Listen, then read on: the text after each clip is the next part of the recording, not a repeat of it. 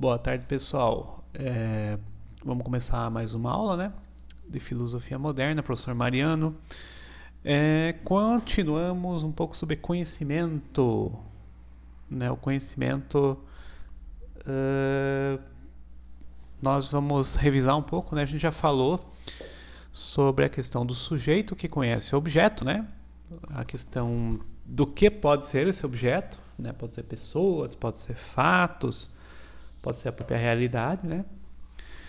E o conhecimento, a gente já viu alguns filósofos, a gente vai aprofundar um pouco mais cada um e citar alguns mais contemporâneos também, né? Um dos primeiros que a gente viu foi Francis Bacon. Lembra que foi praticamente o começo da ciência, né? Aquele método indutivo, né? Aquela coisa da experimentação, lembra que a gente falou? Que é a ciência. A ciência ela tem experimentos, né? Ela antecipa fatos, né? Ela tem um sistema de conhecimento que generaliza, né? Você pega um grupo de acontecimentos e você diz, não, você tem 200 casos que a vacina, por exemplo, teve efeito, vamos vacinar todos os casos, né? A ciência ela tem essa situação, né, do conhecimento. Outra coisa que a gente viu foi Immanuel Kant, né? Aquele conhecimento da epistemologia, né? Conhecimento racional, intuitivo, aquela situação de esquemas mentais, né? Aqui a gente vai falar que Kant ele falava assim que o conhecimento é uma conexão, né? E uma interligação dessas representações que nós temos dos objetos, né? Por exemplo, que nem eu posso pegar uma chave de fenda aqui, né, uma Philips que seja, então tem uma representação mental minha aqui dessa chave de fenda, eu já sei o que ela tem de formato, se tem metal, né, que é magnetizada, e assim vai, né, pessoal? Então, essas representações que nós temos desses objetos, dessas coisas, ou pessoas, ou fatos, realidades, experiências, né, e conhecimento pode ser bem amplo, várias situações, elas nos dão por intuição mesmo, né? Lembro lá, Descartes também falava nessa intuição, só que aqui em Kant ele acha que a experiência ela não é tão falha assim, né? E Descartes ele falava muito mal das experiências no sentido de sonho, no sentido de não ter uma validade tão forte na filosofia dele, né? E aqui em Kant a gente vê que a validade do conhecimento é essencial, é central. Ela vai por essas categorias, né? Tempo, espaço e causalidade, principalmente, né? Ele falava de tempo e espaço. E a gente vê que dentro disso a gente consegue se organizar mesmo no conhecimento mental nosso, né? A gente fala do passado, a gente fala de história, a gente fala de situações, por exemplo, espaciais, né? Localidades. Então é interessante. Outro filósofo aqui mais moderno é Heidegger. Ele é um pouco criticado até por ter, na época da Alemanha nazista, né? Mas ele fala assim, para nós termos conhecimento, nós temos que se afastar daquelas atividades do cotidiano, aquela ocupação, né? A gente está trabalhando, estudando e tal.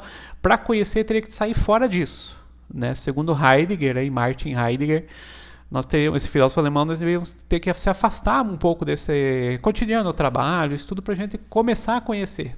Né? Então, o conhecimento é uma coisa bem filosófica mesmo, bem do mundo, né? Uma coisa que você tem uma interação especial com o mundo, parece.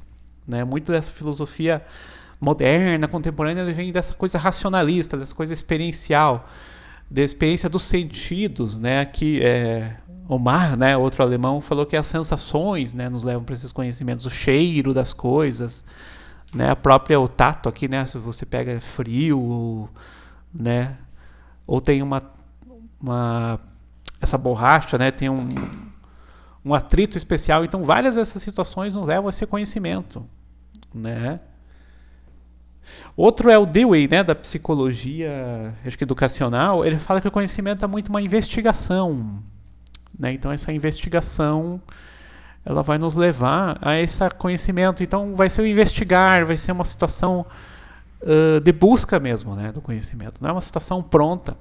Né? Ela tem uma coisa pronta, que nem da ciência lá que a gente antecipa, né, com Francis Bacon, só que o conhecimento ainda vai gerar uma investigação. Nós vamos ter que buscar, né, fontes, buscar, por exemplo, experiências, buscar opiniões, né, fazer muitas vezes estatística. O conhecimento ele vai ele é uma situação que ele depende de mais fatores. Existe uma metodologia, um método, né? Uma metodologia, que nem vocês fazem os trabalhos aqui para os professores, eles te dão uma regra ali, uma método, né? Uma metodologia. Tem que estar dentro de uma métrica, numa medida, como se fosse uma régua, né? Vocês colocam aí 10 centímetros, tem que ser 10 linhas, ou, né, faça o cálculo em uma folha, por exemplo, matemática, ou, né, represente uma figura, faça uma representação de uma fórmula química, por exemplo, na química.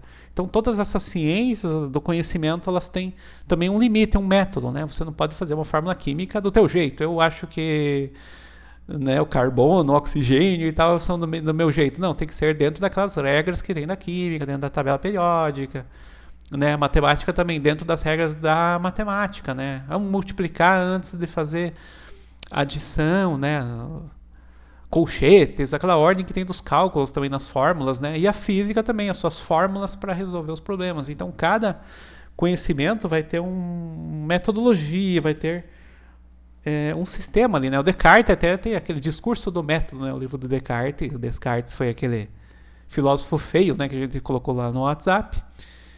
E outros filósofos também, né? A gente falou de Spinoza na aula passada, né? Sempre esses filósofos voltam aí, né? O John Locke lá com aquela questão do nós temos uma mente, né? Um cérebro limpo, né? Vazio, como se fosse uma tábua, né? Um quadro em branco, e a gente vai tendo experiências e vamos conhecendo as coisas.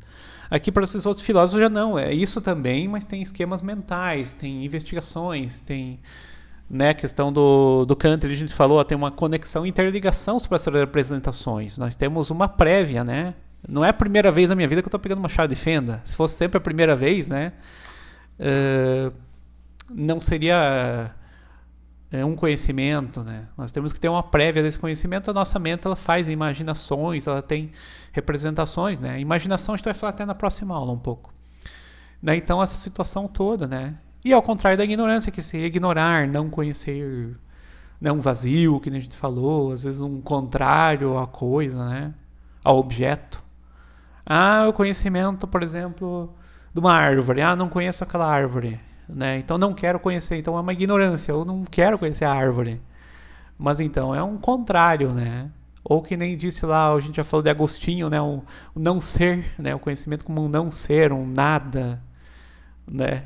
Então é interessante, né? Apesar que a nossa filosofia moderna, ela é uma pars destruens, né? Ela destrói conceitos, destrói um mundo para reconstruir outro. E esse mundo que ela destruiu é muito aquele mundo da religião, da fé, de coisas prontas, né? De autoridades que falavam as verdades.